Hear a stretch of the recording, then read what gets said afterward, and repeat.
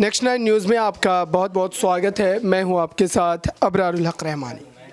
इस वक्त राहुल गांधी भारत जोड़ो यात्रा के सफल होने के बाद लगातार जिस भूमिका में नजर आ रहे हैं और इस समय कहा जा रहा है कि हिंडनबर्ग की उस बड़ी रिपोर्ट के आने के बाद से जिस तरीके से केंद्र की सरकार पर लगातार वो हमलावर नजर आ रहे हैं और साथ ही ये भी कहा जा रहा है कि इस वक्त इस बड़े मुद्दे को लेकर के जो विपक्ष का तेवर देखने को मिल रहा है उससे यही कहा जा रहा है कि प्रधानमंत्री नरेंद्र मोदी की सरकार को काफ़ी ज़्यादा मुश्किलों में डाल सकता है। हालांकि इस वक्त विपक्ष में जो एकजुटता देखने को मिलनी चाहिए थी वो नहीं नजर आ रही है, लेकिन राहुल गांधी ने जिस तरीके से संसद के पटल पर अपनी तमाम बातों को रखा और कई तरीके से नरेंद्र मोदी को घेरने की कोशिश की, सरकार की ये खामोशी कहीं ना कहीं कई बड़े सवालों को जन्म दे रही है। और साथ ही ये भी कहा जा रहा है कि विपक्ष की ये जो मजबूत स्थिति इस वक्त देखने को मिल रही है ये केंद्र की सरकार को काफ़ी ज़्यादा मुश्किलों में डाल सकती है। हालांकि इस बड़े मुद्दे को लेकर के सरकार का क्या पक्ष है, सरकार किस तरीके से इस पर अपना स्पष्टीकरण जारी करेगी,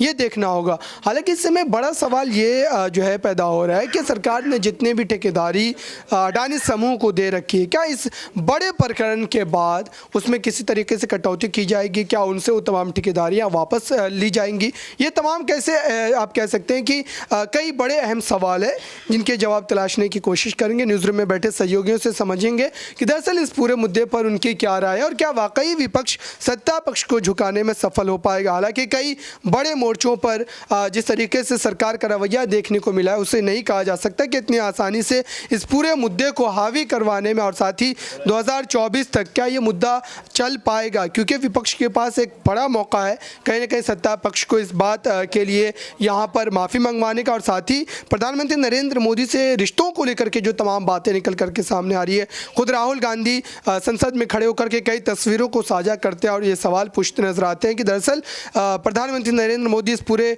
जो है बात पर जवाब दे कि उनका अडानी के साथ क्या रिश्ता है। हालांकि इन तस्वीरों को लेकर के क्या सच है क्या झूठ है वो अभी तक जांच का विषय है, लेकिन इस समय कहीं ना कहीं इस बड़े मुद्दे को लेकर के विपक्ष काफ़ी ज़्यादा आक्रामक नजर आ रहा है। मेरे साथ आसिफ बने हुए हैं, इनसे समझते हैं कि दरअसल इस पूरे मुद्दे को लेकर के इनकी क्या राय है और किस तरीके से जो है इस पूरे मुद्दे पर विपक्ष की भूमिका को देख रहे हैं। राहुल गांधी जिस तरीके से सवाल पूछ रहे हैं इससे क्या माना जाए कि क्या सत्ता पक्ष को यह स्पष्टीकरण जो है हिंडनबर्ग रिसर्च रिपोर्ट को लेकर के या फिर अडानी समूह को लेकर के जारी करेगा? शुक्रिया अबरार। देखिए इसमें कोई शक नहीं है, राहुल गांधी जितने भी सवाल उठाएं वो तभी हमें जवाब मिल पाएगा जब मोदी जी इस बात पे अपनी बात को रखते हैं। और इस बात की उम्मीद की जा रही थी कि जब राज्यसभा या लोकसभा में अपनी बात को रख रहे थे मोदी जी, तो शायद चलिए शुरुआत में नहीं, बीच में नहीं, एटलीस्ट लास्ट में कम से कम इस पर उनको अपनी बात रखनी चाहिए। उन्होंने हालांकि रखा नहीं और उसके बाद पूरी मोदी सरकार की टीम ही जो है इनको बचाव करने लगी। तो इसे दो चीज़ समझ में आया। एक तो ये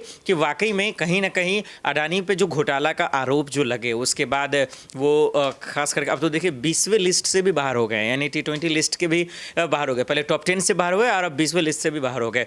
तो ये बड़ा सवाल तो है जो लगातार संजय जी भी पूछ रहे हैं, राहुल गांधी भी पूछ रहे हैं, खड़गे जी भी पूछ रहे हैं और पूछने का ये अधिकार लोकतंत्र भी देता है। और उससे भी बड़ा अधिकार है कि लोकतंत्र में जो इस वक्त सत्ता को चला रहा है वो इसका जवाब दे, क्योंकि जब तक आप जवाब नहीं देंगे चीज़ स्पष्ट नहीं होंगी, जो आरोप लग रहे हैं उसका जो है स्पष्टीकरण नहीं होगा। तो ऐसे वक्त में मुझे लगता है विपक्ष ने सही किया सवाल उठाकर। अब वो सड़कों से लेकर संसद तक सवाल उठाता रहा, लेकिन अफसोस की बात ये रही कि मोदी जी इस पर बोले नहीं। ये एक दुख की बात रहेगी, क्योंकि ऐसे वक्त में जब हिंडनबर्ग, क्योंकि देखिए ये कोर्ट जब कह रहा है कि भाई ये एक जो है कहीं ना कहीं राष्ट्रीय लेवल की सुरक्षा में चूक है तो इसको समझना पड़ेगा। कोर्ट ये कह रहा है कि भाई निवेशकों का पैसा सुरक्षित है कि नहीं, इसके बावजूद अगर आप इस पर अपनी बात नहीं रखते हैं, इसका मतलब तो साफ है जो विपक्ष आरोप लगा रहा है वो ये कि आप कहीं ना कहीं उसको बचाने की कोशिश कर रहे हैं, आपका उससे कोई रिलेशन है। हालांकि कोई भी रिलेशन हो, लेकिन आप छुपेंगे तो एक की बजाय आप 10 सवाल उठेंगे जिससे का सामना आज न कल आपको करना ही पड़ेगा। एक सवाल निर्मला सीतारमण के उस बयान पर होगा जब उनसे पूछा गया कि दरअसल देश की अर्थव्यवस्था पर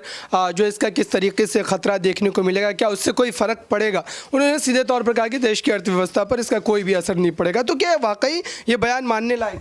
निर्मला सीतारमण का वो हम सबको बयान याद होगा अबरार, वो अमेरिका से जाकर कह रहे थे कि दरअसल भैया डॉलर के दाम बढ़ रहे हैं, हमारा रुपया जो है गिर नहीं रहा है। वही निर्मला सीतारमण है वो जो अभी बजट पेश की हैं और वो हमेशा से इसको देश के विश्व गुरु की बता रही हैं। वही निर्मला सीतारमण है जो जिन्हें कभी नहीं लगा कि जीडीपी माइनस में गई है। यही निर्मला सीतारमण है जिनके प्याज के दाम जब बढ़ते तो वो कहती है हम खाते नहीं हैं। तो बताइए इनके बयान उसी तरीके से है जिस तरीके से स्कूल का बच्चा बार बार अपने बयान से भटकता रहता है, अपनी बातों से भटकता रहता है इधर उधर। निर्मला सीतारमण दरअसल देखिए इनको खुद ही पता नहीं कि हम वित्त मंत्री हैं कि क्या है, क्योंकि एक भी बयान इसके जो है आधिकारिक बयान नहीं होते, एक भी बयान जो है लॉजिकल बयान नहीं होते।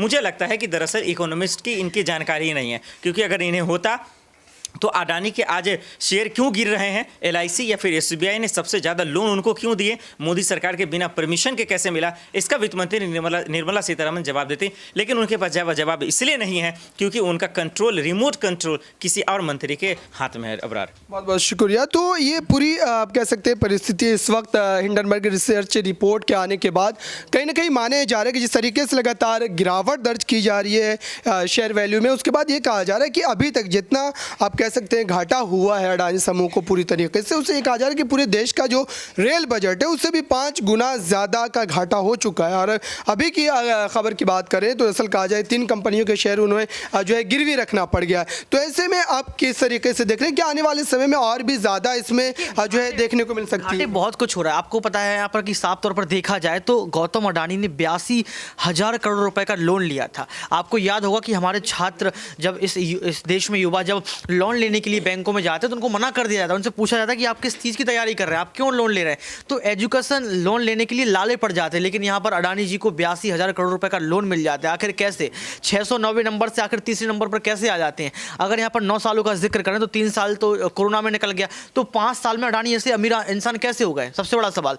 दूसरी बात निकल कर ये आती है यहाँ पर अबरार की यहाँ पर विपक्ष सबूतों के साथ अपनी बात को रख रहा है। चाहे पर राहुल गांधी की बात कर लो, चाहे मल्लिकार्जुन खड़गे की बात कर लो, पवन खेरा की बात कर लो, संजय सिंह की बात कर लो, ये लोग तमाम सबूत दिखा रहे हैं। उन सबूत को सुनने के बाद भी देश के प्रधानमंत्री शांत हैं। और सबसे बड़ी बात निकल कर ये भी आती है कि देश के प्रधानमंत्री लगातार स्पीच देते हैं, लगातार बोलते हैं और नारे भी लगते हैं अडानी मोदी भाई भाई, अडानी मोदी भाई भाई। इसको सुनने के बावजूद भी देश के प्रधानमंत्री नहीं बोलते, तो कहीं ना कहीं आप समझ सकते हैं कि जो मिली भगत, जो काले चिट्ठों की जो पोल खुल रही है, इस पर देश के प्रधानमंत्री को आगे आना चाहिए, नहीं तो आने वाले वक्त में 2024 के जो लोकसभा चुनाव उसमें भी घाटा हो सकता है। बहुत बहुत शुक्रिया। तो ये एक आप कह सकते हैं कि पूरी तरीके से इस प्रकरण को लेकर के जिस तरीके से लगातार विपक्ष की भूमिका जो है लगातार देखने को मिल रही है। और इसे में कहा है मेरे साथ राहुल बने हुए, इनसे समझते हैं कि दरअसल इस वक्त 2024 तक इस पूरे मुद्दे को लेकर के क्या विपक्ष यहाँ पर दबाव बना पाएगा। हालांकि इस समय अगर विपक्ष के कई अलग अलग बड़े चेहरों को देखा जाए तो कहीं ना कहीं इस मुद्दे से खुद को अलग रखे हुए मात्र एक राहुल गांधी जो पूरे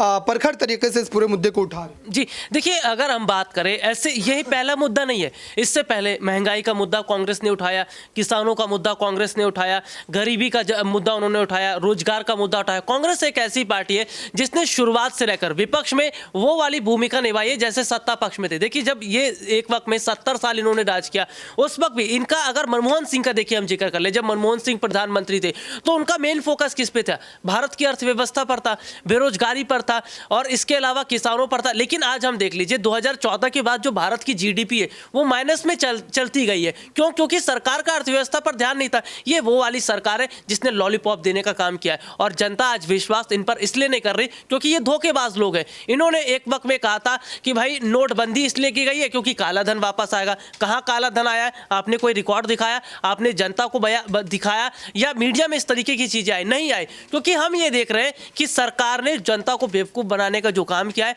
जनता को बेवकूफ कहा जाता है लेकिन जनता समझदार है। जनता ये बात समझ गई है कि सरकार ने चाहे नोटबंदी की उसमें मूर्ख बनाया, जीएसटी लेकर आए उसमें व्यापारी को लॉस हुआ, वो समझ गया व्यापारी वर्ग।